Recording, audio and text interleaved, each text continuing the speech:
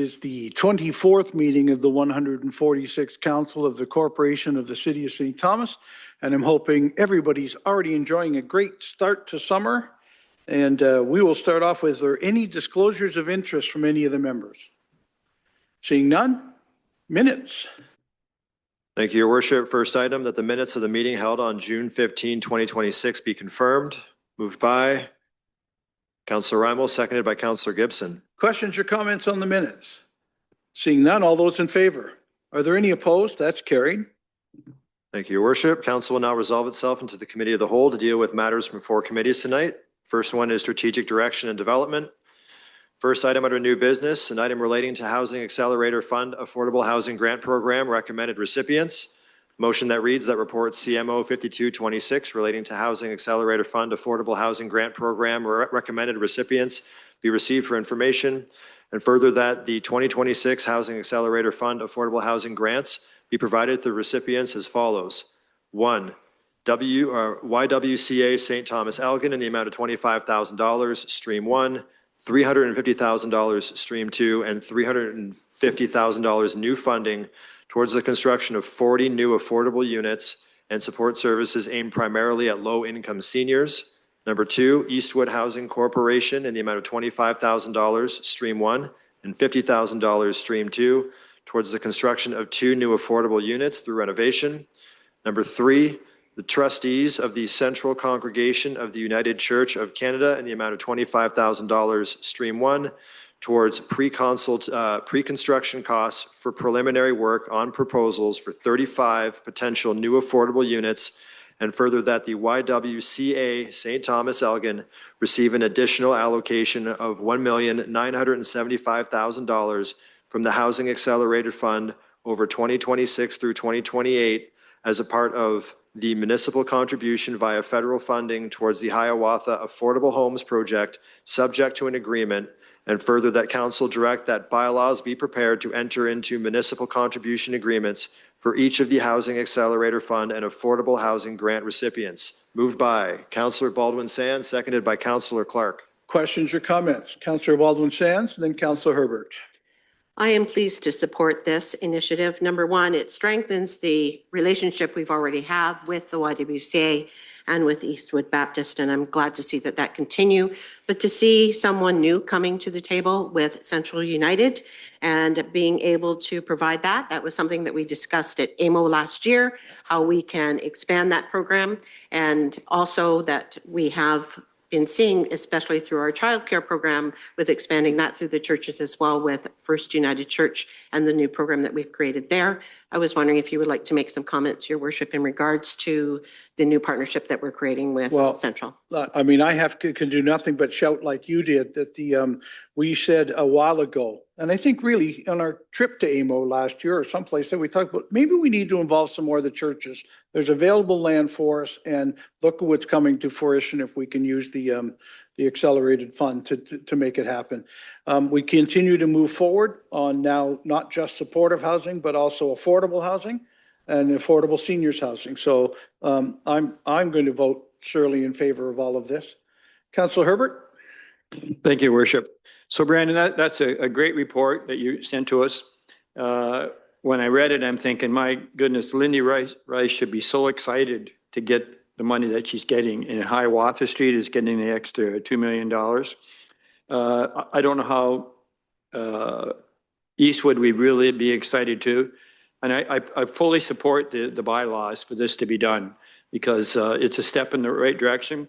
I mean, Lindsay's group and her team just got done with tiny homes. I mean, how good is that? Tiny homes. I've been over there a few times. Unbelievable. And it looks like Hiawatha Street's going to be the same way. So thank goodness to the YWCA to get on board with all this. So I fully support doing the bylaws, and thanks very much for your report. Thank you. Councillor Kohler. Thanks, Your Worship. I certainly will be supporting this too. What's made us successful in the past and continue to make successful is these partnerships that we continue to enter. And this is a well-rounded way to continue to expand our housing stock and diversify it. And so excited to see the component with the low-income seniors as well. And that's how we need to continue to move forward, but just great news. Councillor Rimal, did I see a hand from you? Yes, you're next, and then Councillor Clark. I have some questions, mainly, it's fully supportive, it's wonderful. Mainly, so it said that this program was new more in October 2025, and we had a program similar, did we, in before this? Brandon, did you want to answer that? We've had a number of programs that have all been either federal or provincial, and this is one. Yeah, through your worship. So this was created as one of our HIF action plan initiatives that we had to do last year. And so we created the overall program framework, and then we were launching it this year once we received our HIF funding. And the intent is to do it for 3 years. So we've kind of have a commitment for the next 3 years to do this program. So this is the first year for it. Just have a couple Go more ahead, please. questions. So what I think is great with this program is there's no municipal tax dollars involved. This is straight federal funding. Through your worship, that's correct. That's where we're leveraging and using that, and that helps us with our contribution without having to use municipal tax amount. And so when the houses are, we have 20 years where we have the affordable beds. Do you have to monitor that, like to keep on top of that? Or, you know, you don't want things to be too onerous as far as, because you have to monitor timelines for the project and thing. But what happens to the beds after 20 years? Through your worship, so that is a good question. So that is one of the requirements of this program, is not only to be affordable, but at 80% or below for average market rent. Each grant recipient would have to enter into an agreement. And so that there would be stipulations and clauses within the agreement. And there would be, generally, there's annual reporting so that we know that that is still the case throughout that time period. Most of particularly these recipients, most of these ones look to beyond that time frame. So we know, for example, Eastwood Housing has continued beyond that time frame. That's kind of our minimum requirement, is to get there. So after that, I guess at the end of the 20 years, we would be looking at it and seeing if it can continue. Couple more. Okay, you let me know when you're done. Okay, so what if a project becomes over budget during the construction? And it exceeds the amount of funds that we have. Is that our concern? Through your worship, so that's another good question. So we do have template agreements for these, and that there are some clauses within the agreement, and those agreements will come to council probably in August for the bylaws, so you can look at them at that point for sure. But there would be some clauses about the construction costs, and if anything escalates, it would not have an impact or be anything on this municipal contribution. If the project in the end does not happen, then this amount would then come back to us. What we're setting up in the agreements are different milestones for when the funds would be released. So once the project is committed, hopefully on budget, once there's building permits, once there's some completion of some of it, that's when we would start to release some of the funding.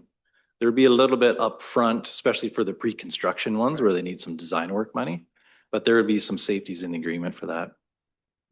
And do we have a policy or procedure in place for requests that come outside of the affordable housing? Someone has a project they want and they're looking for city funds. Do we have a policy or procedure for those kind of applications?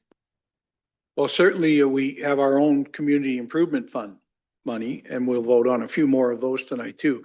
And that's where, for that builder who's maybe not doing a deeply affordable piece, but is simply creating new beds, creating new rooms, and or fixing fascia or some other things. Our community improvement committee has been quite busy at keeping all of these things up to date and making sure we can honor all of the requests that have come to us. It's July and we've already spent a great deal of community improvement fund this year. So, but that's the municipal contribution that this council really gets to decide on. Just one more. Okay. Do any of these units become city stock and part of our stock? Through your worship, these units would not be part of the directly city managed social housing stock. So they would be managed and operated by these non-for-profit partners, organizations. So then there's essentially there wouldn't be necessarily the direct obligation for the municipality to then maintain or operate them. Really, John, you're finished? For now, this was just the first topic item for tonight, so we're okay. Councillor Clark, you're next. Thanks, Your Worship. I've just got one comment.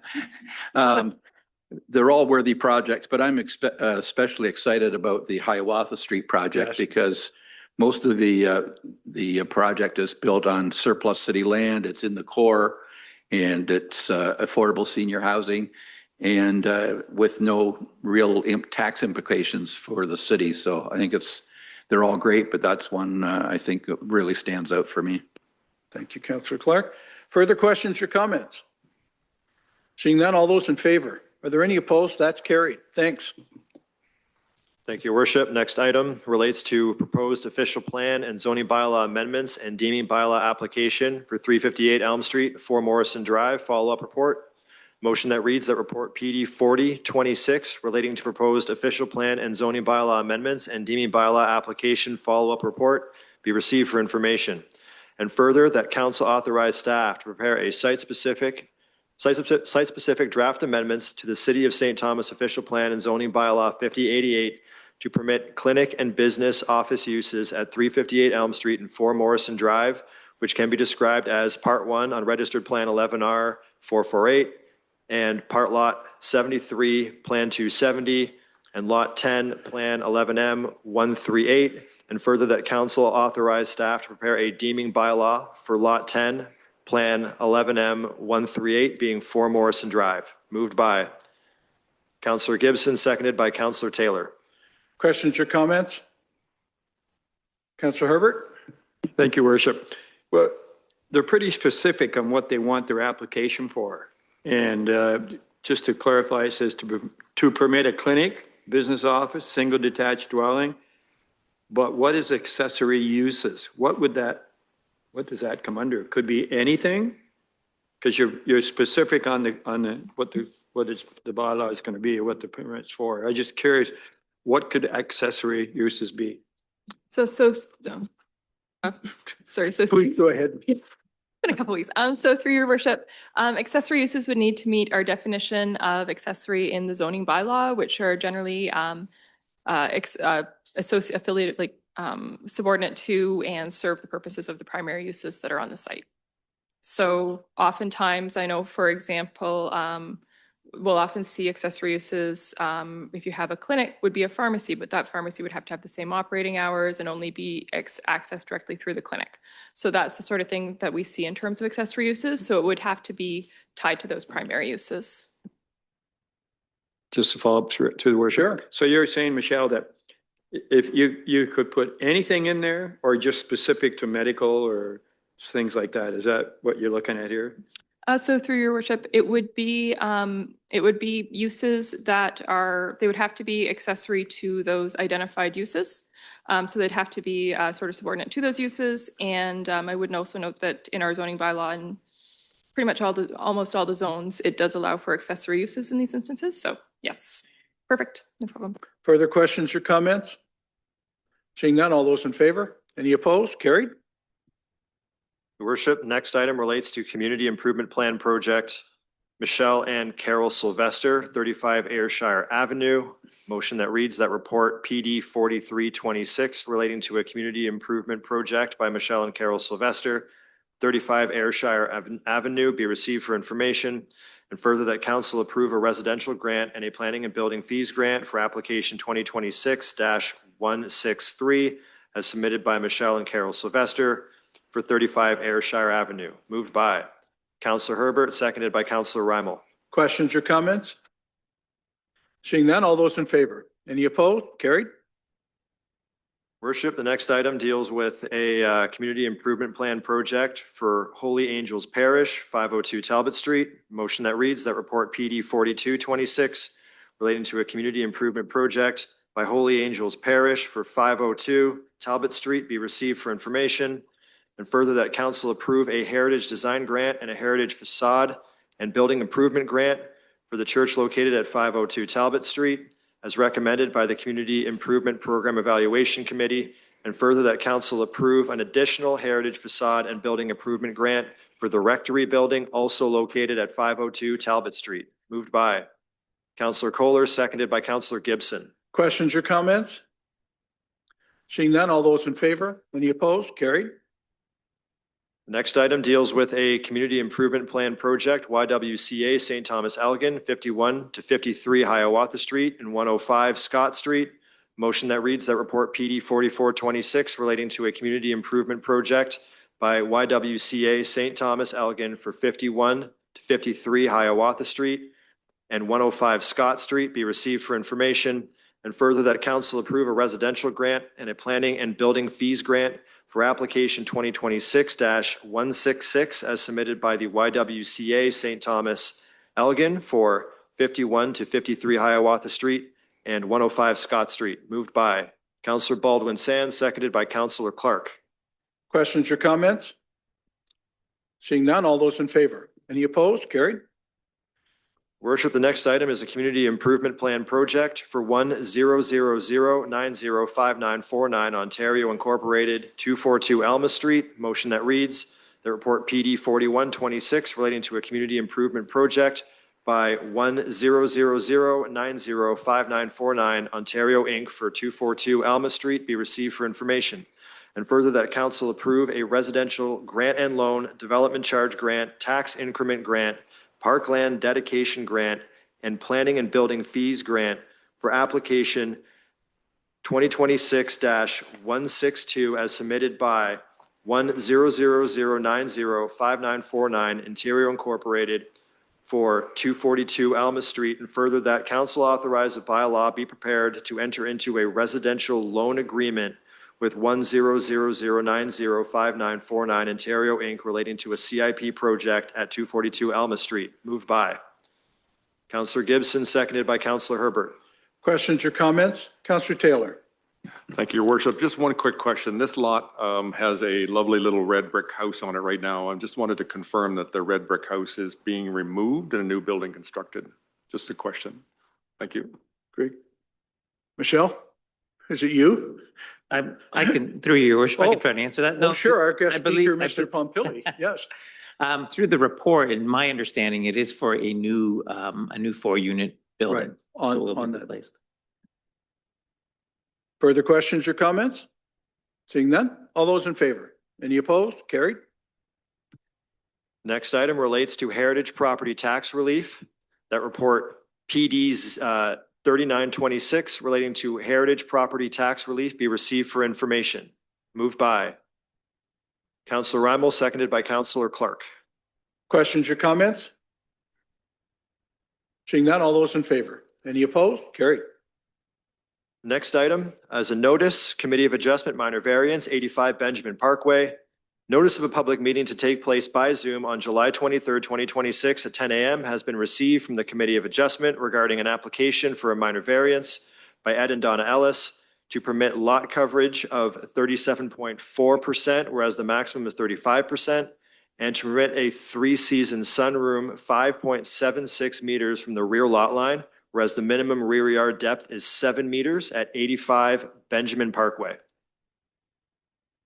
The final item under this committee, Your Worship, Committee of Adjustment. This is a notice for consent, 57 and 65 Walnut Street.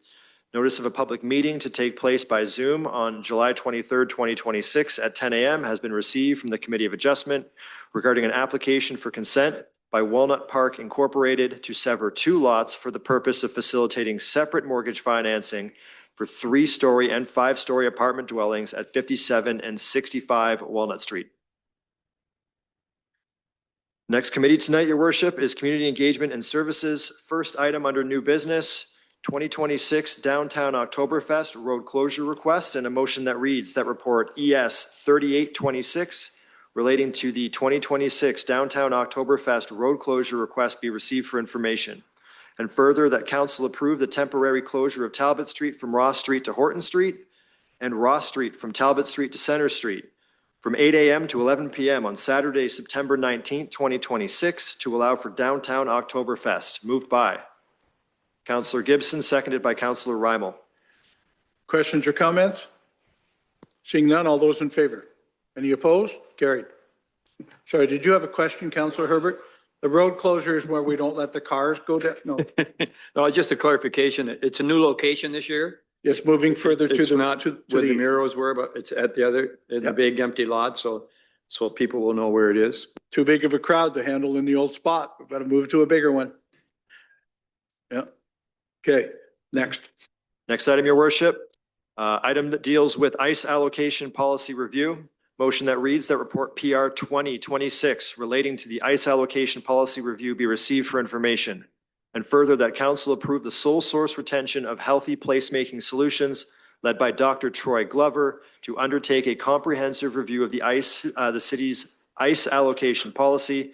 And further, that the results of the review, including recommended policy updates, be presented to council for consideration prior to implementation for the 2027-2028 ICE season. Moved by Councillor Rymal, seconded by Councillor Clark.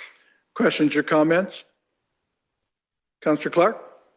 I think it's a great idea to get an outside voice and especially somebody far away so that people that don't like the results, they've got to go a fair ways to tar and feather them. And it won't be us that will be taking the heat because it's always a sensitive subject. And it's good to get an outside voice who is neutral and can review this. And it really does need looking at since we have so many new people applying and it's tough to keep everyone happy. And I agree, Councillor Clark, and I thought about it right away. You're just trying to protect us, aren't you? Yeah. Excellent. Further questions or comments? Seeing none, all those in favor? Any opposed? Carried. Next item relates to 2026 Declaration of Compliance Adult Day Program. Motion that reads that report VV0326 relating to the 2026 Declaration of Compliance Adult Day Program be received for information. And further, that council approve the compliance declaration for Valley View Home Adult Day Program and authorize staff to forward it to Ontario Health. And further, that council direct a bylaw be prepared to authorize the mayor and clerk to sign the declaration of compliance. Moved by Councillor Baldwin-Sands, seconded by Councillor Taylor.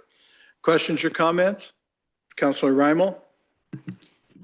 Just wanted to say this is it's fantastic for Valley View and day program is wonderful. And we were there a couple of weeks ago for some extra funding. Yeah. And I just want to mention a bit about the day program. A lot of people I don't think are aware that the day program operates 2 groups per day, Monday to Friday, and it's only $15 per 4-hour session. And that includes a meal. If you want transportation, it's an extra $15. And they also can accommodate one person on an overnight stay for 2 nights during the week, and that's $46 per night. But they also have a tub, and I don't think a lot of people realize you don't have to go to the day program to book a tub bath. Anybody that's had knee surgery or hip surgery and you get your stitches out, all you'd love to do is just soak in a tub. But at your own home, who's going to get you out? So you can go to the day program and have a lovely bath. And so there's so many options available at the day program. And kudos for doing this. And they, they would like to expand the current area, and we would also like to expand on a second site. And I'm just wondering at what point do we need to look at, because they're actually okay kind of at this point with looking at Memorial Arena. And I know with the Master Parks and Rec survey that arena will be staying. It's still going to be in the system. So we've got this big open space. At what point do we kind of have a serious look and see, is this somewhere where we could really start to put some, wheels in motion to apply for a day program? Because Minister Flack, when he was there, said, apply often, apply big. So I think we should do that. And I have no doubt that you're absolutely right. And I want to thank all of council. I wasn't able to attend that day, and 100% of the rest of the council showed up to help with this announcement on the addition to the day program. The declaration of compliance that is on here is something that's kind of mandatory from the ministry that we have to say yes to each year. So, but all the great things we've been doing with the day program, I'd love to see us expand and double. Well, I'll take Minister Flack up on his extra money when he tells us to ask for it. He should say yes when we do. Further questions or comments? Seeing none, all those in favor? Any opposed? Carried. Next item, 2026 Declaration of Compliance, Valley View Home. Motion that reads that report VV0226 relating to the 2026 Declaration of Compliance, Valley View Home be received for information. And further, that council approve the compliance declaration for Valley View Home and authorize staff to forward it to Ontario Health. And further, that council direct a bylaw be prepared to authorize the mayor and clerk to sign the declaration of compliance. Moved by Councillor Clark, seconded by Councillor Taylor. Questions or comments on this declaration? Councillor Reimel? I just want to say that, you know, having worked in long-term care myself, it's really a challenge to be in compliance with the Ministry of Health and Long-Term Care. So kudos for the staff. It's also, you know, when you're advertising spots, you know, people looking at homes to enter into, that this is, you know, they can declare that they're compliant, and it's a really big deal. And congratulations to them. Thank you. Well, thank you, Councillor Reimel, for bringing that up. And I see Michael Carroll is on here tonight online with us. So pass our kudos on, Michael, to you and all the staff on the compliance on both the day program and on the Valley View program. Thank you for all you do. For further questions or comments? Seeing none, all those in favor? Are there any opposed? Carried. Worship, the next committee is Infrastructure and Civic Operations. First matter under new business relates to 2026 Drinking Water Quality Management System DWQMS Management Review. Motion that reads that report ES 3726 relating to the 2026 Drinking Water Quality Management System DWQMS Management Review be received for information. Moved by Councillor Reimel, seconded by Councillor Taylor. Questions or comments? Councillor Taylor.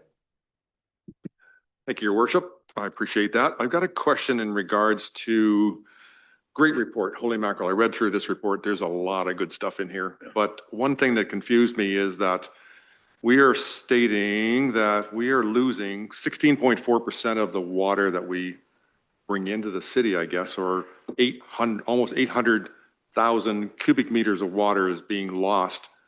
Yet the report that came out from whoever sent the report in says that there are no leaks detected. So I'm just trying to figure out, in preparation for another item coming up under 15C, where we are going to be contributing $7.5 or $7.5 million to the replacement of our water meter system. And one of the reasons that we're talking about leakage is that some of it is being not calculated in the current water meter system. So I'm just trying to, in my own mind, trying to figure out where did 800,000 cubic meters of water go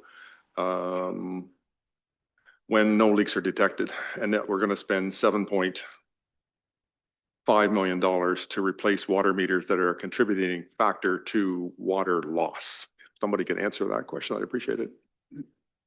Okay, who wants it?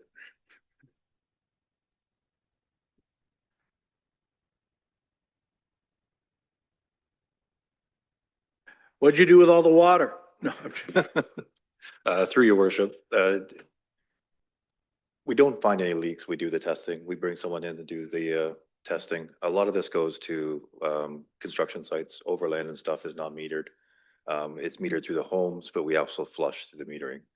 We monitor our flushing, but through construction and through other aspects like that, we do use what we call lose a lot of water. That next program coming up will capture a lot of that. We're also doing metering now on construction projects. So we're metering our testing because we flush for the entire week. So that's basically a 2-inch main running for the entire week. So we'll start capturing that as part of this. Okay, a follow-up? Yes, thank you very much. That is the answer I was looking for, because I didn't really see that in the report. When the public reads this, they will notice that 16.4% of our water disappears.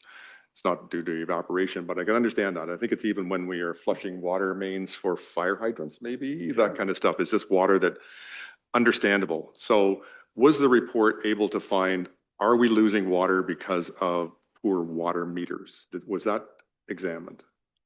Thank you. Through your worship, yes, we lose accuracy in meters. It kind of drops off every 5 years. So after 15 years, you start to lose 5%. So if we take 5% times the 17,000 meters we have in the city, it does add up. Okay, You all right? Counselor Gibson, then Counselor Herbert.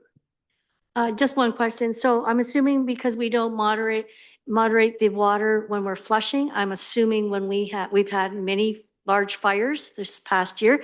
So I'm just wondering if that's also accountable, not being measured. With so many fires, I'm assuming that we're not measuring that water loss even in that area. Through your worship, yes, we estimate that. The trucks don't have any kind of flow measuring, so it's just an estimate we do based on how long we figure they were flushing for. Then I see Counselor Herbert. You're next. Yes, thank you, Worship. Well, thank you for the report. It's an excellent report. It's a good read. But the ones that I always catch my eye is the one that when there's a possible presence of bacteria in the water. So in here, there was one July 10th. So when you get that result, how fast is the information sent over to the public health, and if it was an afternoon on a Saturday, is there a process, a process where you find it? How's it sent? How's it responded? How does the public health say, gee, to 450 homes, there's possible presence of bacteria? How does all that take place? Because you did have one on July 10th. That could be a very big concern, but just how does it relate on and how quick has it happened? Through your worship, we have a SOP in place that lays out exactly who calls who and how quickly it happens. I am the first call from the laboratory, and then it goes from me to the health unit to spills action, and that way, and then to staff to go out and start flushing and sampling. Just to follow up here, so the assumption is they can get a hold of you. What if they can't get a hold of you? What's the process then? Is there a fault? Because it goes way back to Walkerton. All this stuff all changed because of all this stuff here. And I just concerned there could be a delay. Is there a big danger to the 450 homes if they don't find out for 24 hours? Through your worship, we have in place where they call if they can't get a hold of me, they immediately call the next person in line. They have a call list to follow the same as we do. They have a right to notify us within the hour of them finding out. And they just keep calling until they find someone. So we sample on Mondays and Wednesdays to make sure that call should be coming in at the latest to us on Thursday at 4 o'clock. So staff are still around and staff are still available. So we should never get that call on a Saturday. So should you have it set up with public health, who to call? Yes. They're on call 24/7 for that information, and they would send. I just want to make sure the process is clear and there's not a real danger when you're talking E. coli. That's also okay. Thank you. Counselor Reimel. Just, I'm on the water board, and just that when we talk about Valley View and compliance, the compliance for the water board, the water system is, I don't know if it's fair to say 100 times more, but the amount of regulations and the testing and the reporting they do is phenomenal. So I think people can rest assured that, you know, the city is certainly on top of things. It's just amazing the amount of reporting that's done. Anyway, thank you. Thank you. Very detailed report. Further questions or comments? Seeing none, all those in favor? Any opposed? Carried. Thank you. Next item, your worship, relates to front-end loader tender 2026-058 award. Motion that reads the report ES 4126 relating to the front-end loader tender 2026-058 award be received for information. And further, that council accept the tender submitted by Brandt Tractor in the amount of $252,500 excluding HST for the purchase of a new front-end loader as specified in their submission to tender 2026-058. Moved by Councilor Reimel, seconded by Councilor Herbert. Questions or comments on the loader? Councilor Gibson. Thank you, Your Worship. Just one question. So there's good to be, I realize it's just for the machinery itself, but not for the attachments. So there's going to be $93,056 remaining. Is that going to be enough for any attachments that you need? And if you're going to be coming back to council in the next budget for attachments required? Through your worship, no, they won't be coming back for any more money. Great answer. Counselor Clark. The old, is this an additional loader, or will we be replacing one, or will the old one continue in operation for some time? Through your worship, this will be a replacement. So we'll declare it surplus and the old one will be sold for asset? Yes. Great. Further questions or comments? Seeing none, all in favor? Any opposed? Carried. Thanks. Next item relates to AMI Water Meter System RFP 2026-023 award. Motion that reads that report ES 4326 relating to the AMI Water Meter System RFP 2026-023 award be received for information.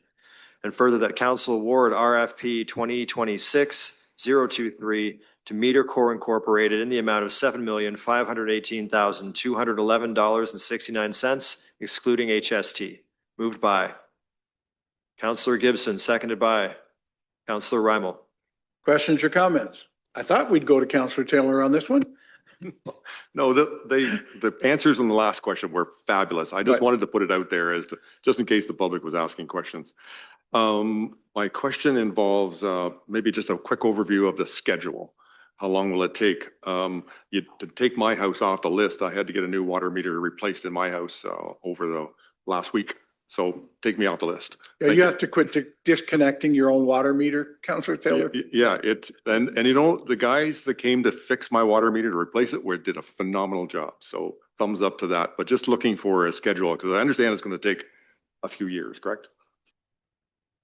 Through your worship, we plan to be done the whole program in the end of 2027. Good. Further questions or comments? Seeing none, all those in favor? Any opposed? Carried.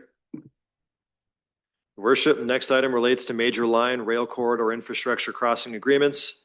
Motion that reads that report ES 4426 relating to major line, rail corridor infrastructure crossing agreements be received for information. And further that council direct bylaws be drafted to authorize the mayor and clerk to execute the crossing agreements with the Canadian National Railway for the water main and sanitary sewer crossings of the rail corridor on major line to service development within Northwest Area 1. Moved by Councillor Reimel, seconded by Councillor Herbert. Questions or comments? Seeing none, all those in favor? Any opposed? Carried. Next item relates to Hepburn Parkette Revitalization Build Community Strong Fund application. Motion that reads that report PR 2126 relating to Hepburn Parkette Revitalization Build Community Strong Fund application be received for information. And further that council endorse the Hepburn Parkette Revitalization Project for submission to the Build Community Strong Fund local impact stream and direct staff to prepare an application for a 2027 start. Moved by Councillor Baldwin Sands, seconded by Councillor Taylor. Questions or comments? Councillor Gibson? Thank you, Worship. This is fantastic. I know a lot of people are wanting to keep it looking the way it has been for the past few years that was first put in, but I like the new innovation in it. I just have one real quick question. The vendor kiosk, is that going to be a seasonal kiosk or is it going to be like an open all year? And if the vendor kiosk is going to be there, is it to be specifically for food or other ventures of entrepreneurships there? Adrian, I think it's you. Yep, through your worship to Councillor Gibson. Thank you for the question. The kiosk would be a provisional in the project so that we can get a cost on what it would be to install that. We would look at both options, having it open seasonally and the need for the infrastructure to keep it open year round. And then I would believe we would put out an expression of interest to see who would be interested in, being in that space. I do imagine it's selling food, creating, a hub for lunchtime visitors to the park, but I guess it all depends on who we get that are interested. Further questions or comments? Okay, I'll go Taylor, Baldwin Sands, Clark. Thank you, Your Worship. I do want to say that during Nostalgia Nights this last Saturday, the Hepburn Parkette was used very, very well. And thank goodness we have this project in our downtown. It's unfortunate it didn't happen last year, but man, I'm fingers crossed that we can get the funding for this to go through next year. And I do want to say in the gallery tonight is Andrew Gunn, who has accumulated, if I'm what I understand, $100,000 worth of private funding to assist in our downtown. So I just want to say kudos for that kind of money. And just to put it out there, we are open for other funding sources, I understand. No, please, just throw it over the edge. We're okay. Thank you. I said Councillor Baldwin Sands, you were next, right? Okay. Thank you very much. I am very pleased to see this project as well. And this morning we did receive something from very community activist who presented to us something that the Fanshawe College students did in a previous council, which could visualize what the project could become.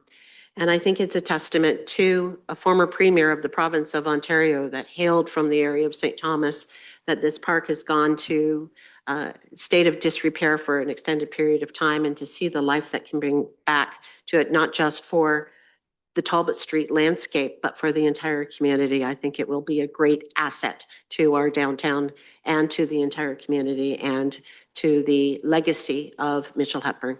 Thank you. Yep, great. Councillor Clark. Thanks, Your Worship. Yeah, I just want to echo Councillor Baldwin Sands' comments about Russell Snur and his students' work, and the idea of however I love the idea of it being rejuvenated, and I hope that we would keep in mind the idea of a phase 2 where we could push the park all the way through to Center Street and make use of the parking lot. And so I'm hoping that as we design phase 1, that we keep that in mind so that it doesn't become a problematic if we want to expand it and go into phase 2. Further questions? Councillor Herbert. Thank you, Worship. I'm sure I missed it, but as we said on Saturday, there was 4 or 5 bands in there. Is there a place in this thing for bands in the park? Andrew, is there a spot in here for music and spots? Okay. I wasn't sure when I looked at the agenda that you wrote down. Anyway, you're telling me there's a spot? That's all I need to know. Thank you very much. Support it. Yeah, you and Rita were out dancing on Saturday night, were you? Further questions or comments? Councillor Reimel. Thank you. I also think it would be great to look at a phase 2 where we could perhaps extend the park to the trail system. So then there'd be a connection from the trail to Talbot Street, which would be awesome. And also, I think Andrew's here for the mural part. That's in part of a heritage report farther down. But anyway, thank you. He's multitasking. He can, I've seen him. He can do more than one thing at once. Yeah. Further questions or comments? Seeing none, all those in favor? Any opposed? That's carried. Next item relates to tender award piano enclosure Westlake Evans Park. Motion that reads that report PR 2226 relating to the tender award piano enclosure Westlake Evans Park be received for information, and further that council award tender 2026-056 for the construction of the Westlake Evans Civic Park piano enclosure to Accuratus Design and Build Incorporated in the amount of $855,500 excluding HST. Moved by Councillor Taylor, seconded by Councillor Gibson. Questions or comments? If I can just add, we've been waiting so long for this. I had a Facebook memory come up today of the first announcement, or one of the first announcements of the provincial funding for Westlake Evans Park. And we're standing there in just a nice green lawn where the police station used to be. And so just a couple years ago, that's what we've gone to where we are, to a street party already taken place this year and very well used for Westlake Evans Park and Curtis Street. So thank you for finally getting to the piano enclosure. We all know that means we can take down the signs. The mayor's only been lobbying that for a little while, but we'll get the tender done and then we can move forward. But it's a great addition to our downtown to have a downtown park like that in an area where we can actually do street parties and such. And to see the number of people, certainly from our library, but from the whole neighborhood, using that park every day tells us we did the right thing instead of turning that land back into something else. No other questions or comments? Then, Councillor Gibson, I'm sorry. as you were saying, Your Worship, this is phenomenal. I'm really pleased that we're moving forward on this. Being a board member on the library board, it's very exciting. We just did the Neely Garden, and now we're having this being in place. It's going to be phenomenal. And you're right, the block party that was there, that was really fantastic. And what a great asset this little piece here would be for the entertainment when we have our next one. Yeah. Thank you. You're coming to play piano? Great. Excellent to hear. Further questions or comments? Seeing none, all those in favor? Are there any opposed? That's carried. Your Worship, we're going to move on to the Corporate Governance and Administration Committee. First item under new business relates to the annual Treasurer's Statement of Development Charges 2025. Motion that reads that report TR 1526 relating to annual Treasurer's Statement of Development Charges 2025 be received for information. And further, that council authorize staff to send a copy of the annual Treasurer's Statement of Development Charges to the Minister of Municipal Affairs and Housing. Moved by Councillor Reimel, seconded by Councillor Gibson. Questions or comments? Councillor Reimel. Thanks. I just have a question about the development charge reserve funds. And I see the library with the reserve fund. And my understanding, and I might be wrong, is in the new development charges, libraries can't access development charges for construction, things like that. Is that true? Mr. Treasurer? Thank you, Your Worship. I'm pleased to report that's not true. We are working on a new development charge background study that incorporates future library space expansion into our DC rates. Okay, great. Thank you very much. Thank you. Further questions or comments on this report? Mr. Treasurer, is there anything in general you'd like to say about the report, or we can take it as we've read it? Sure, take it as you read it. I'd say like overall, it was a good year. We collected 9.1 million in development charges. Our baseline, I'd say, is around 5 to 6. So Right. Development's still strong in the city of St. Thomas. Great, thank you. Seeing no further questions, all those in favor? Any opposed? Carried. Next item relates to 2026 mid-year budget monitoring. Motion that reads that report TR 1826 relating to 2026 mid-year budget monitoring be received for information, and further that council approve the capital funding adjustments identified in recommendation 1 of report TR 1826 as summarized in Schedule C, and further that council direct staff to prepare a borrowing bylaw authorizing the issuance of $7.4 million in long-term debt to finance the city's affordable housing initiatives, and further that the proceeds of debt be used to replenish the infrastructure reserve. Moved by Councillor Reimel, seconded by Councillor Herbert. Questions or comments? Councillor Clark? Thanks, Your Worship.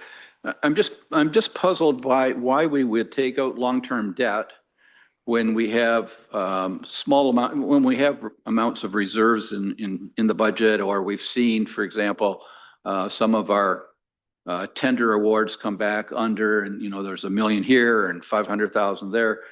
And why would we pay interest on long-term debt when we still have some reserves, and why wouldn't we kind of pay as we go? And so I'm just wondering if we're going to get a deal on 7.4 million in terms of the interest rate, or whether it's cheaper to divide it off. If you need 2 million 1 year, you pay for you take out the loan for the 2 million rather than taking it all out at one time when we still have reserves.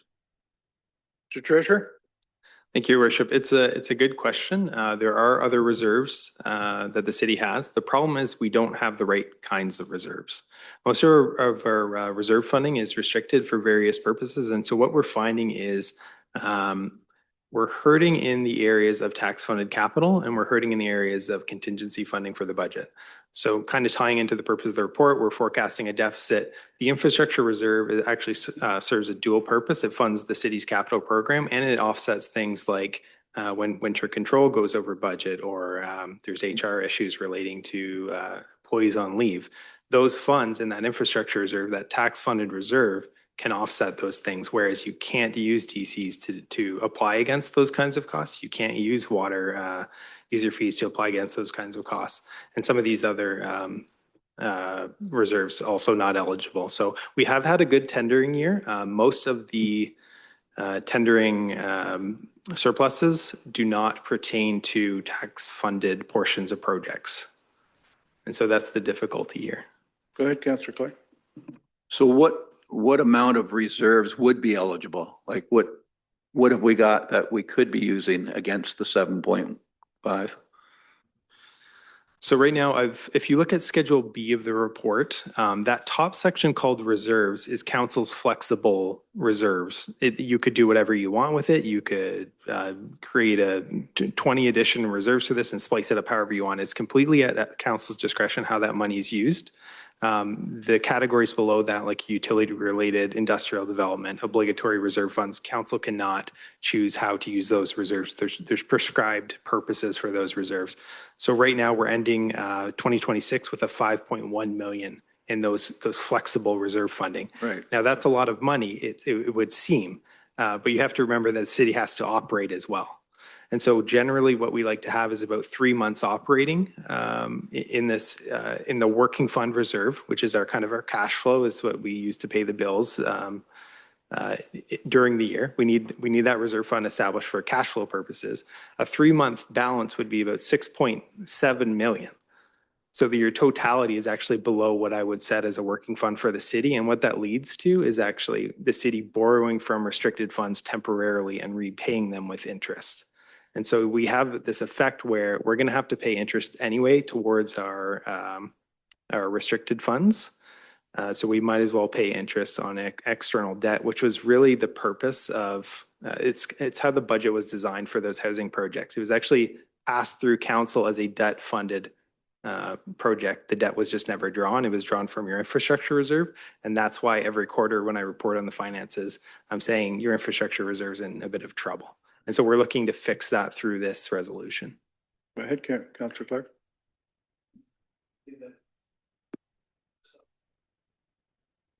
Is this something that we could do? I guess part of it is timing. We're halfway through the budget. Is this something where we could take a smaller amount and then align it so that we're doing, making this type of decision at budget time so that we would know that we could tie it to each year's budget in terms of what we would need? And I guess the other question is that the 7.5 is, I know you said we were tight there. When would we need to take out this type of loan again? Ideally, you manage these reserves through your operating budget. So you're making contributions annually to make sure that the reserves don't fall beyond a certain point. And your reserves wouldn't have fallen beyond a certain point if those housing projects were funded through debt as designed through the budget. One of the things that the city needs to do is develop a reserve policy with target balances to know when we're falling below what the treasurer and city council determines to be a sufficient reserve balance. In lieu of having an actual policy in place, I'm just giving you my advice that your reserves are quite low for tax funded flexible kinds of reserves. To answer your first question, it could wait till the new council is in place. It's just we're already having cash flow issues, so we're already leading into the borrowing against restricted funds. But it is completely at council's discretion whether we decide to issue this debt or not.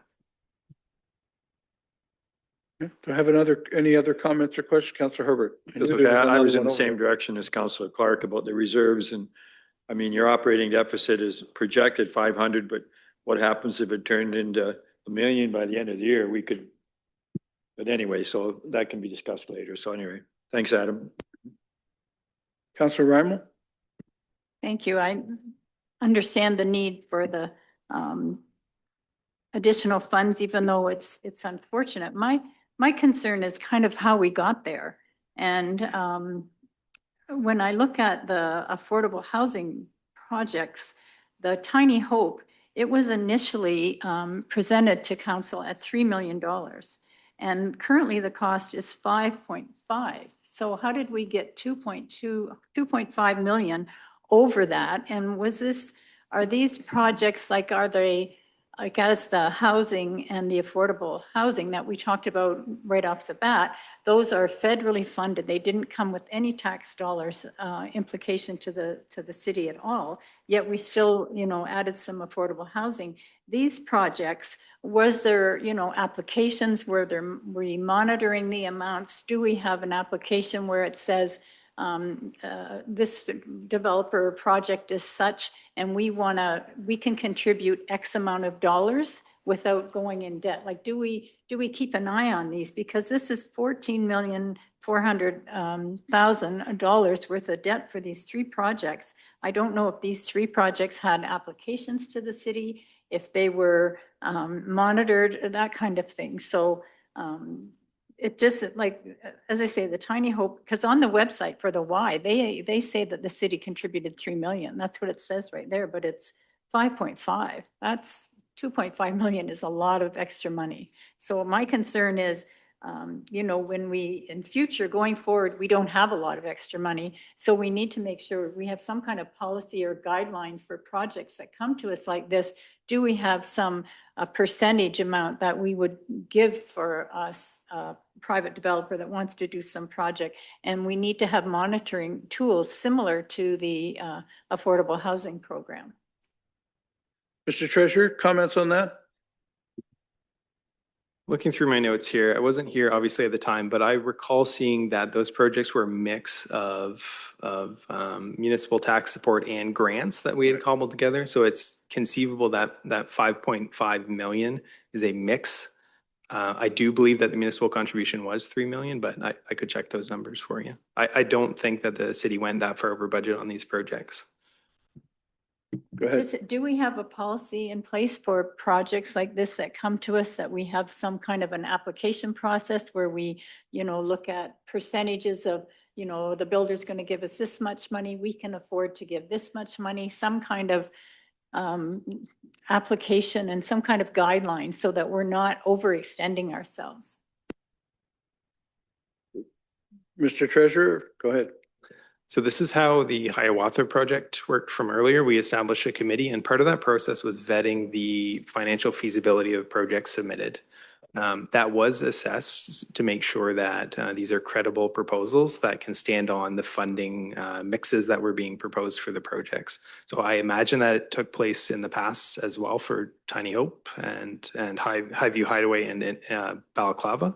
I can't say that for sure because I wasn't here, but that's how we did Hiawatha. So there is kind of a process in place. Whether we create a formal policy, that could be something that's considered.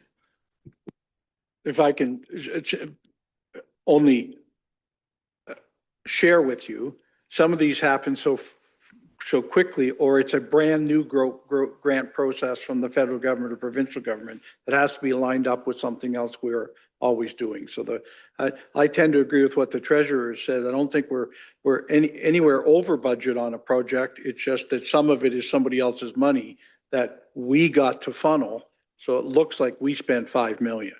When in fact we committed 3 million of municipal funds towards project. I'll look forward to having that further conversation with the treasurer, but I feel pretty comfortable in each of the projects that we've done, larger projects like that. That's exactly, it's a hybrid amount of money, federal, provincial, and ours. Go ahead. Sir, I guess as long as going forward, we have some practices and guidelines in place that we're, looking at the cost and then looking at how much money we have in the bank. Because until, in the next 2-3 years, until we start to get some money in from the Volkswagen plant, things are tight. Tight. Yeah. Councillor Clark on that or on anything else you'd like it to be on? Thanks, Your Worship. Well, it kind of dovetails with what Councillor Reimel is saying, that the second last part of the description says that we're seeking the 7.4 million long-term debt to finance the city's affordable housing initiatives. So I guess the question is, if we can't afford to do them, why are we doing them? Like, we're hearing that it's through grants, and yet the comment here is that we're borrowing the 7.4 to finance affordable housing. So I'm just puzzled by that statement. Mr. Treasurer, bring that around. It's not unusual that a municipality would choose to debt finance something like this. It's actually, we use this $10 word called intergenerational equity, where You don't typically want to use a stack of the money that we've saved from past residents for an asset that's going to be benefiting future residents. And so a new asset like this, it is kind of equitable to charge it through debt against the residents of the municipality who are going to benefit from it, as opposed to like reconstruction of a road. People driving the roads right now should be paying towards its eventual replacement.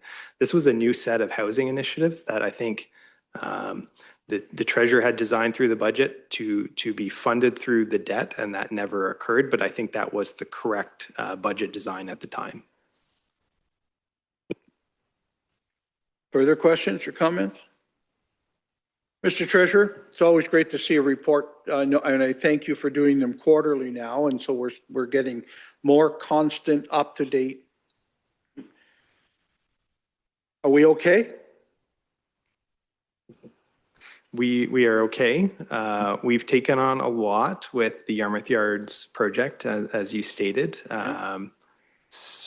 So there's a lot of investment going on right now. I think we're somewhat committed to seeing that through, but we are certainly okay. We would be more okay if we took on this debt. Okay. Well, then thank you for doing that. But I'll also add that many of the citizens that speak with us think we're in an incredible better space because of PowerCo coming to our community and Vianode coming to our community and the great other businesses we have out there like Element 5 and a number of others. And we have to remind them from time to time that we haven't made a dime yet on some of those investments. We see them.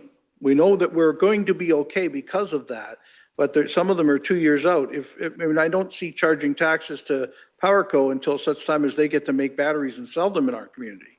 And so that's what we're waiting for. A lot of construction going on. And as we see our industrial development people here today too, a lot of expenses we've had to do to get that future revenue to come in. And so sometimes reminding the folks that actually have to pay our tax bills that we're not benefiting from those great things we've done yet, but boy, will we ever be able to in the future. And that's what it's about. So thank you for you're at least using my same words that we're okay. Right? We're doing all right. We're showing, and as you already said, some of our revenues are already higher this year, certainly from a DC point of view. And that's showing that we're still showing the same type of development growth that we need to as a regular corporation, but with a lot of expenses out there to build Yarmouth Yards and attract new industries. Councillor Reimel. Just one more thing. In the next quarter report, would it be possible to have a line as to how we're doing with the rental properties? You know, are they paying their rent? Okay. Certainly, yep. All right. Councillor Clark. Just one last one. I may have missed it, but long-term debt means how long? How long is this being spread out over?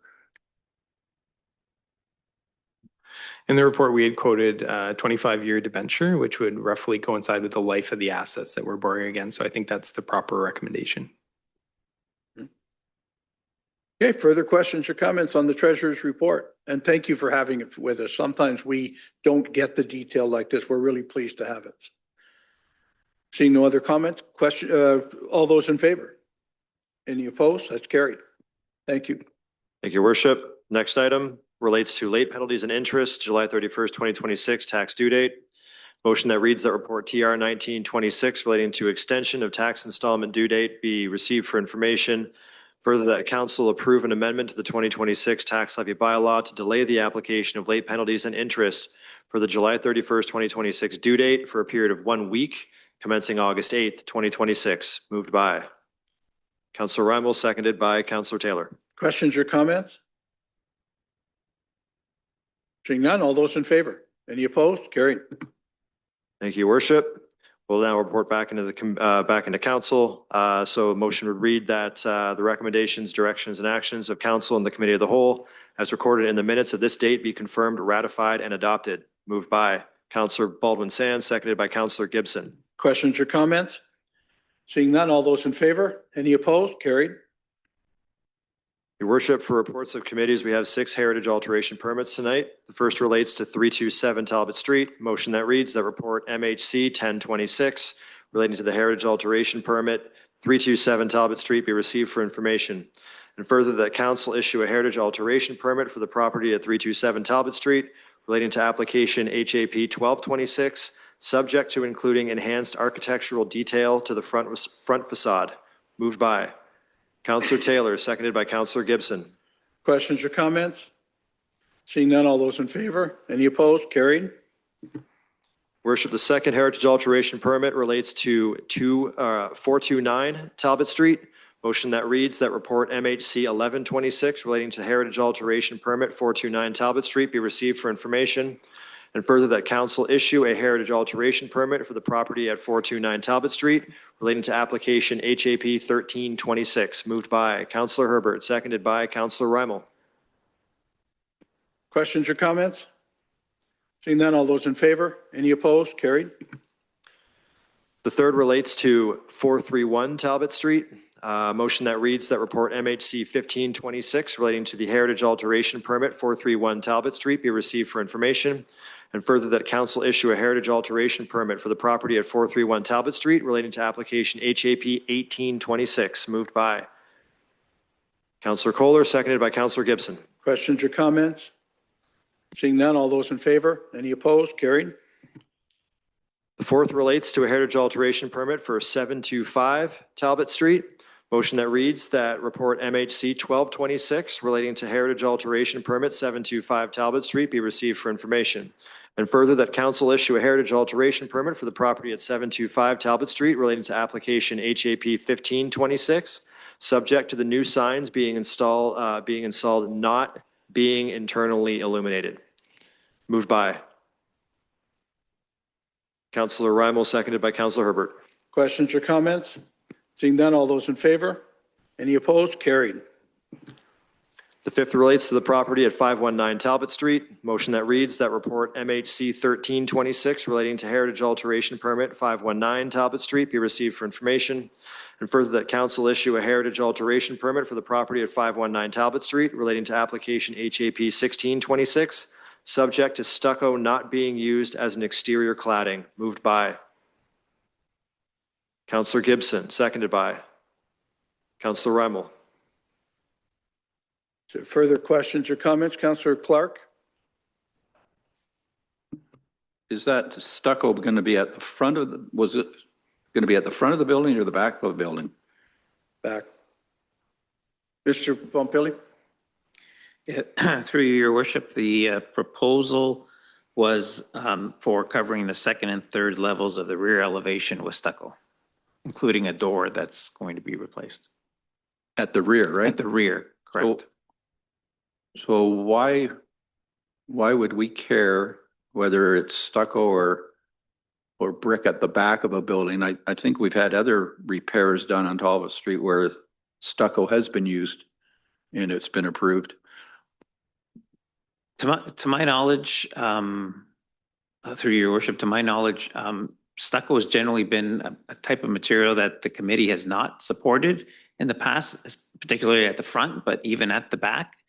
It's not one that's often even suggested, but I believe the committee has been fairly consistent in terms of not supporting it as a preferred material type. It's not, doesn't seem to be consistent with the policies of the Heritage Conservation District, which is why they, I believe, made the exception of excluding that type of material. Councillor Gibson? However, when it came to Lockwood Books back entrance, they'd have the stucco. So they're able to do that on their building, but we can't allow it on this building. And my concern is that they're having to look for heritage bricking. It's going to delay, and construction season is almost done, even if they even found the bricking. So I'm just, I just cannot agree to their decision here. Unfortunately, I am going to, for one time, I'm going to actually say I'm not agreeing to this at all. I would like to change it, or make a motion or something that cladding, that they can do the stucco exterior, because I just don't want this to be delayed anymore. And I just feel if one property owner can do it on their building, and I think it was just done like 2 years ago, maybe last year or the year before, why is it all of a sudden it's not allowed on this building?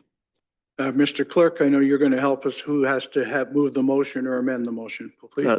That's correct, Your Worship. We do have a main motion on the floor right now. So if there is a member that wants to move an amending motion, and it sounds like Councillor Gibson may be amenable to that, then it would be an amending motion to strike the language subject to stucco not being used as an exterior cladding, and that would then open things up for the applicant. So Councillor Gibson, would you be willing to move? Do we have a seconder? Councillor Clark. We take discussion on the amended motion.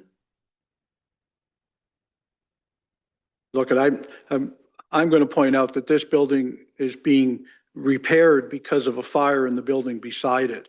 And I'd like them not to go much longer without having their business operating. I'm not here to always overrule the Heritage Committee, and we seldom have done it.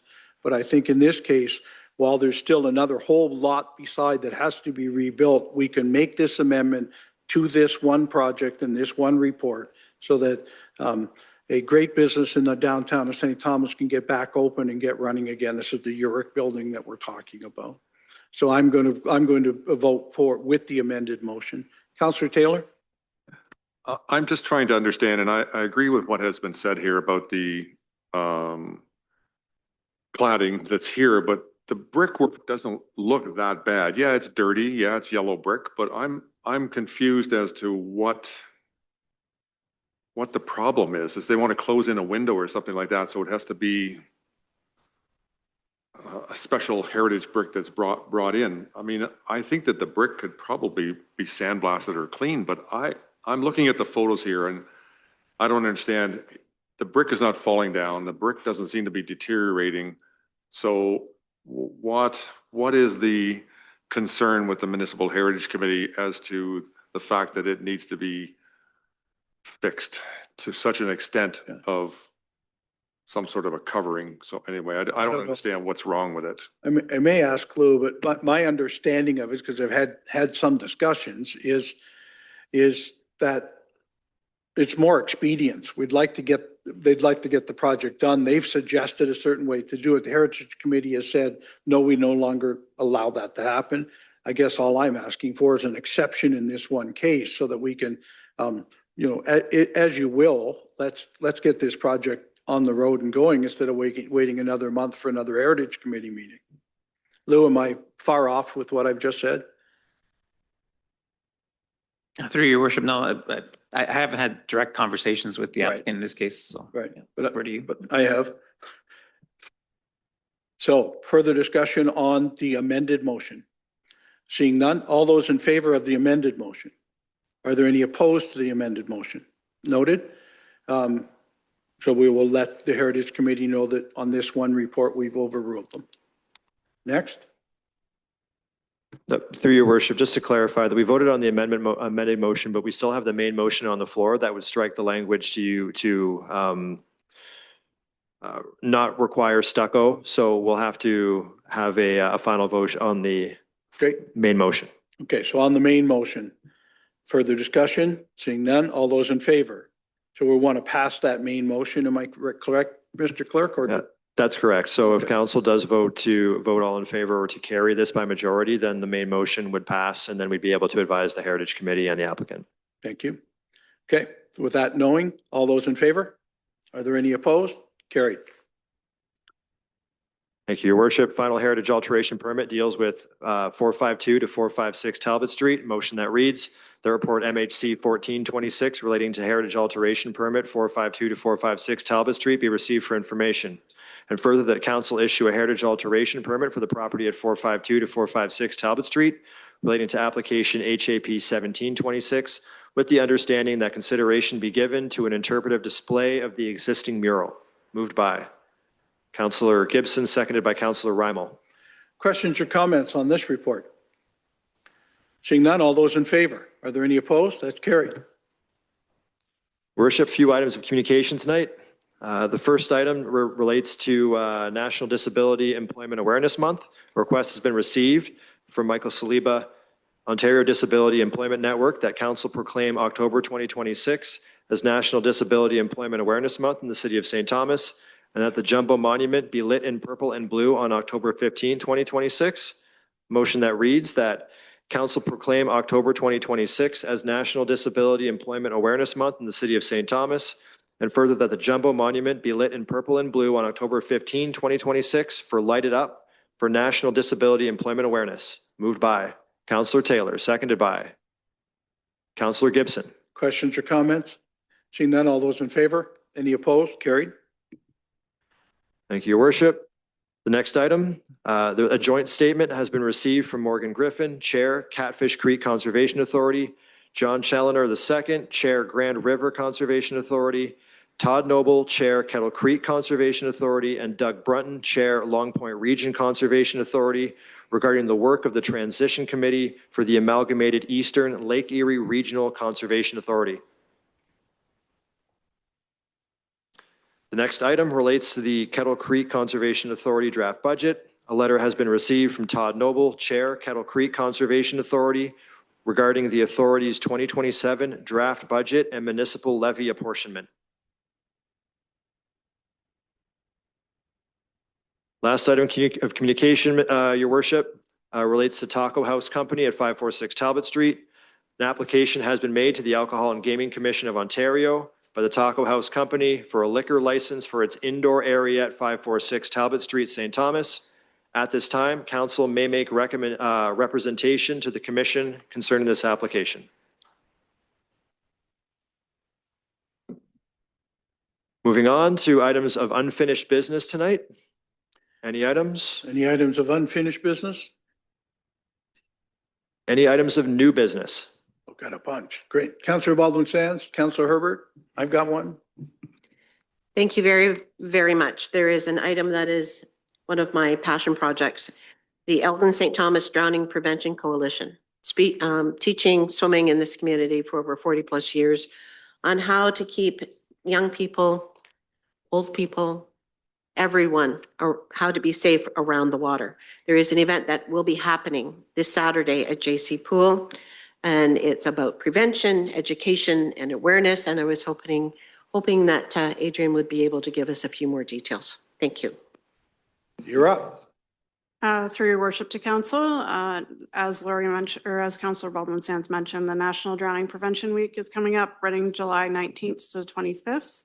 And the Elgin County Drowning Prevention Coalition is inviting the community to join them for a free public swim on Saturday, July 18th from 1:30 p.m. to 4 p.m. at JC's Pool, located at 93 Inkerman Street, to promote water safety. This event is aimed at raising awareness through community education and outdoor water smart tips. This is a great opportunity to enjoy the pool while promoting the importance of water safety in our community. Great, thank you. Any others from you, Laurie? Councillor Herbert? Thank you, Worship. I actually have three I would bring up. The first one I bring up, I think most of us got the letter about creating a memorial tree or small memorial grove within Waterworks Parks. And I thought it was a good idea, but I don't know the rules or bylaws for it, so I forwarded it on to Adrian. And if you could make a comment on it, please. Please. Through your worship to council, at this point, staff haven't had an opportunity to fully evaluate the proposal. We need to look at the capital costs, ongoing maintenance requirements, partnership expectations, and potential funding sources before providing a recommendation. If council is interested in pursuing the concept, we can bring a report back that would provide the information to consider. Can we add that to unfinished business, City Manager? Okay, great. Thank you. Second, through the worship. I've had quite a number of people ask me about, are there signs returning to Pinafore Park that used to be there? And we've got new ones there. So I gave a quick comment to Adrian, and she's going to comment on that too tonight about what's happening to the signs, if it's in discussion or not in discussion about returning. So I'll turn it over to Adrian. Thank you. Through your worship to council, this topic has come up a few times in the last couple of years. So the wooden sign that the public's referring to was essentially rotten. And so we have preserved it within our parks buildings to keep it for history reasons, or historical reasons. But that sign can't be reinstalled due to the state that it's in. So the current sign is just a placeholder to show the address, because a lot of people struggle with finding Pinafore Park. So I have brought to council at least once through capital budget planning an idea for a new sign, but if, unfortunately the funding was not approved. I've since gotten additional sign quotes that were cheaper than what I had originally requested through capital, so that can certainly come back at budget time. And I mean, I would love to pursue that project, so it will definitely be part of the request for budget this coming year. Super. Yep, thank you. And my third comment is, most of us are just finishing our transportation study with the consultant.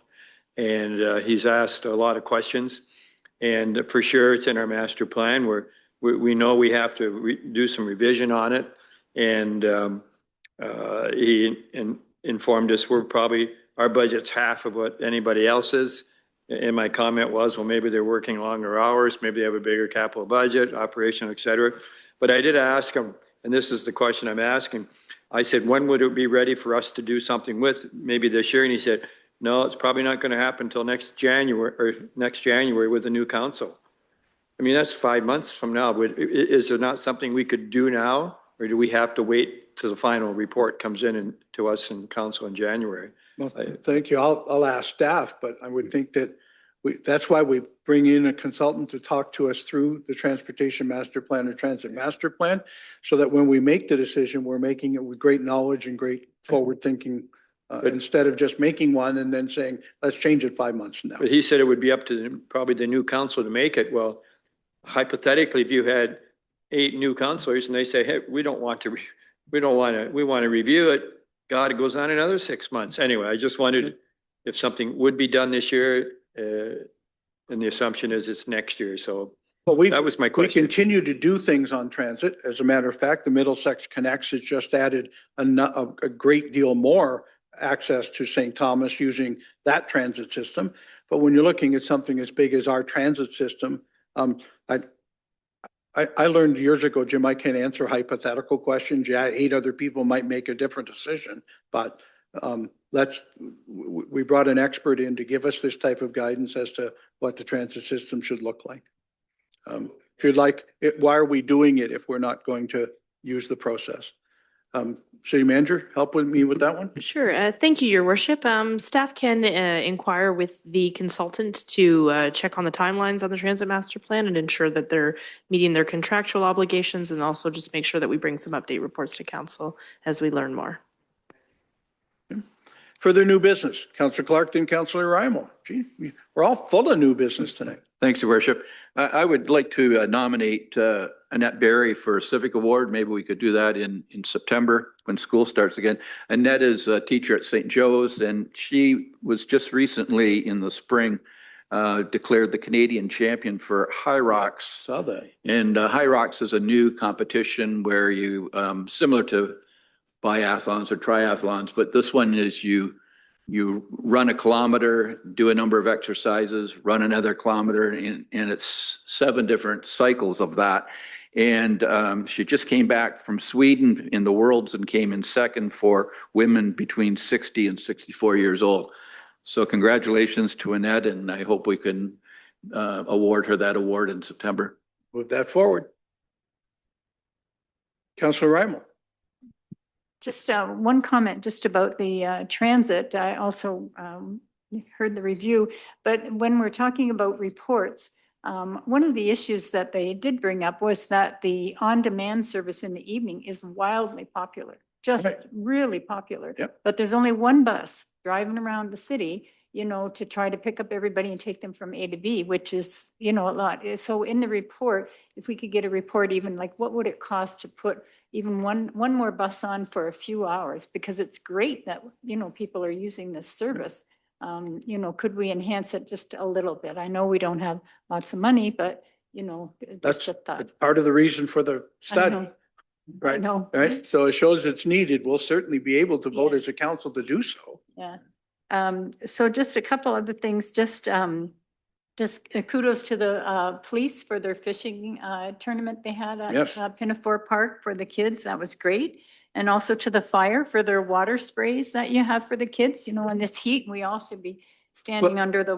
But water. apparently we're wasting water doing it. Yeah. Councillor Taylor. Yeah, I never hunting- thought. Get your bucket out and capture some of that. There's that 800,000, Yeah. whatever, yeah, but anyway, but the kids appreciate it, especially when it's Yes. so hot. And I just had one other question, with the council calendar that we receive, is it possible to have flag raisings, proclamations, open houses, some more information on there, given that, you know. Once they've been voted on, yeah. Well, yeah, but not, Makes sense. but you know, when we get an invite to do a flag racing or all those kind of things, Yeah. even though I know it, you know, you wouldn't be able to capture everything, but just to add some more information to that calendar. I like that thought. City Manager, help us with, or Mr. Clerk, you'll help us with that? Yes, your worship, we can definitely look into that. Thank you. Any other new business? I want to say way to go to the, to Nostalgia Nights on Saturday. I mean, Nostalgia Days. It's no longer nights. It used to be, Councillor Taylor remembers, supposed to start at 4 PM. That's now starting at 8 AM on the day of Nostalgia Nights, right? And some car drivers even earlier, but the crowds on the street and the comments that we were getting about the looks of the committee, of the city itself, and the great work of the EDC, the tourism people, and the Downtown Development Board on running an incredible program on Saturday in some pretty oppressive heat. I know Councillor Herbert and I walked the length of Talbot Street back and forth, and he wouldn't walk on the sun side of the road because of the heat. But you know, way to go. We looked great, and those from out of town, and a lot of people from out of town at Nostalgia Nights, because the people who own classic cars come from just about anywhere. So thank you all. I know that a couple of optimists are in the room who worked at the food booth for the Optimist, and could not have been a cool spot to work. So way to go. Thank you very much for doing that. And for all of the councillors, everybody who I saw there, incredible, making our city look good. So we're talking about downtown events. This is another one that's in the books and went just about as good as it can. So thank you to everyone. Councillor Taylor? Now that you brought up the Optimist, don't forget about the fact that we did have the Optimist Father's Day car show in Pinafore Park. You did. And we expanded that tremendously this year because of the weather. I was just talking to Adrian just a few minutes ago, how can we expand or double the size of Pinafore Park? Because people actually had to leave the park because there was no place to park. Well, I couldn't get into the park. Maybe we are secondarily known as the classic car capital of Canada. Working on it, aren't we? Excellent. Further new business? Seeing none. Thank you, your worship. We have no public notices tonight. We do have one notice of motion. Notice of motion has been received from Councillor Baldwin Sands regarding community and aquatic center alternatives. This will return as a business item on August the 10th. Okay. So all the matters of open business tonight, your worship, will now move into a closed session. Motion that reads, this meeting be closed to deal with 3 matters of a proposed or pending disposition of land: Chestnut Street and 3rd Avenue properties, land lease, Yarmouth Yards, Burwell Road; 2 matters of a proposed or pending acquisition of land, South Edgware Road Reconstruction Project, Southwestern Public Health; a matter of information explicitly supplied in confidence to the municipality by the province of Ontario, utility crossing agreement; 2 labor relations matters, staff overtime strategies and staffing strategies; 2 matters of a position, plan, procedure, criteria, or instruction to be applied to any negotiations carried on to or to be carried on by or on behalf of the municipality, municipal facilities planning, and St. Thomas Cemetery Board; and a personal matter about an identifiable individual. Committee appointment at 6:27 PM. Moved by Councillor Baldwin Sands, seconded by Councillor Gibson. Wow, we had a short meeting going till we had to read off all the stuff that is going to happen in closed session. But thank you very much, Mr. Clerk. As I'll normally state before we vote on going into closed session, those of us who are watching it at home or the huge crowd in the gallery tonight, please, we'll be going into closed session now. We'll only rise from closed session to vote on those are the things that we covered in closed session that can come into open session, and then to pass our bylaws afterwards, and then adjourn the night from there. So thank you for joining us tonight. On closed session discussion, seeing none, all those in favor? Any opposed? We are in closed session.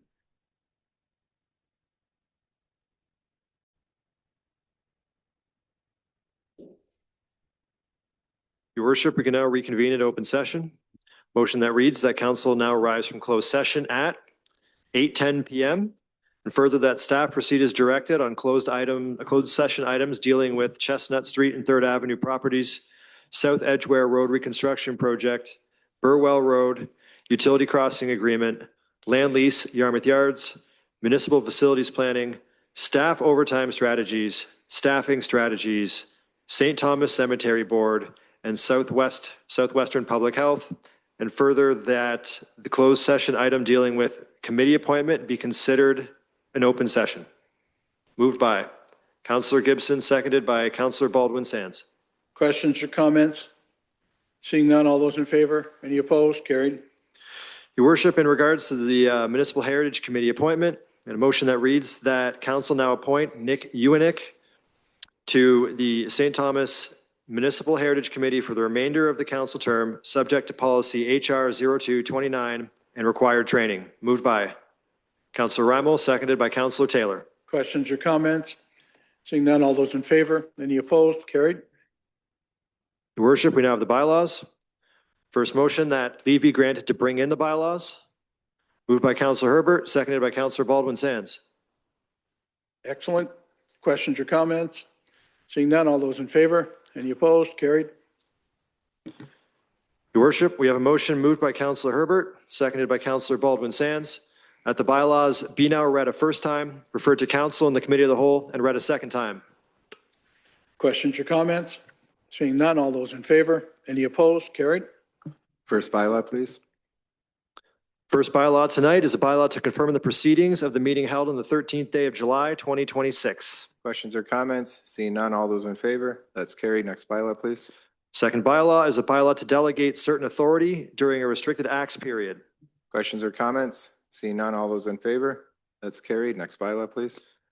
Third bylaw is a bylaw regarding the maintenance, repair, or replacement of structures and to provide for the recovery of costs by the city of St. Thomas. Questions or comments? Seeing none, all those in favor?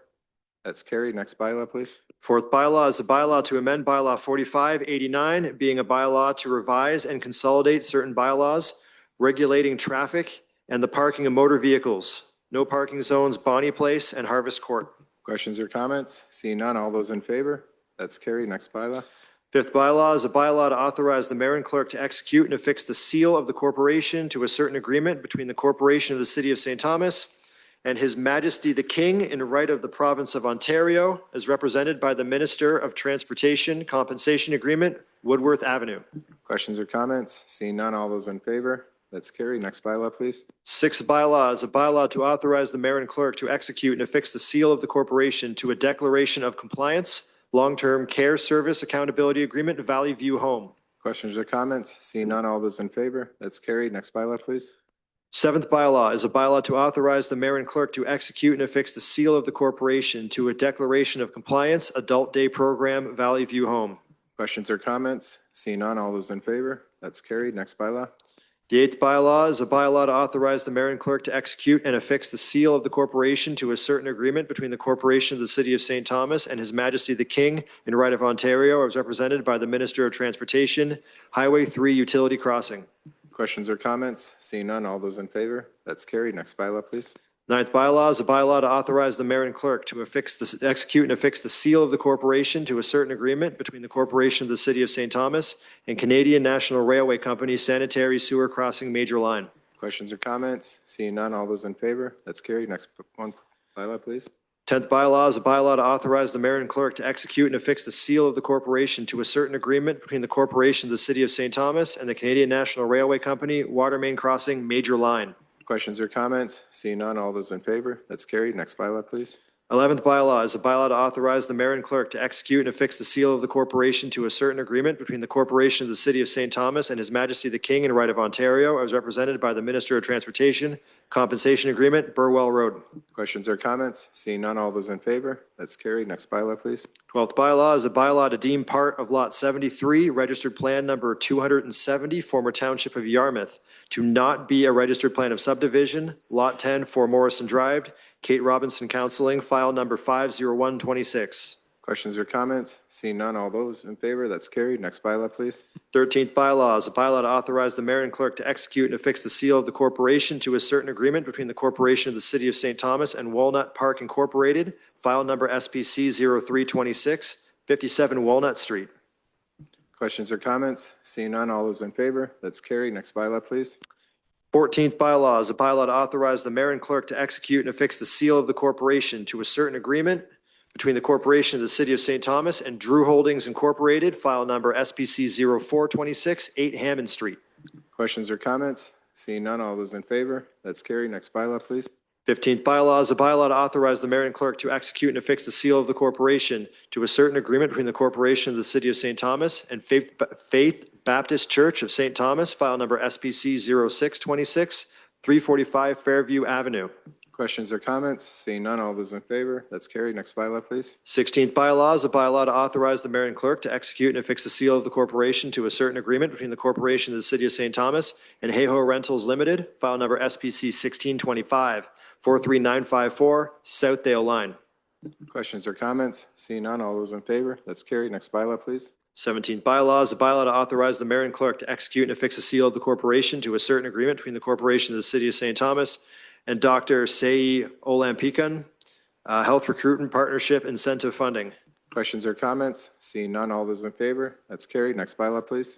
18th bylaw is a bylaw to authorize the mayor and clerk to execute and affix a seal of the corporation to a certain agreement between the corporation of the city of St. Thomas and Dr. Shibuki Egwim, Health Recruitment Partnership Incentive Funding. Questions or comments? Seeing none, all those in favor, that's carried. Next bylaw, please. 19th bylaw is a bylaw to authorize the mayor and clerk to execute and affix a seal of the corporation to a certain agreement between the corporation of the city of St. Thomas and Dr. Zishan Chadaru, Health Recruitment Partnership Incentive Funding.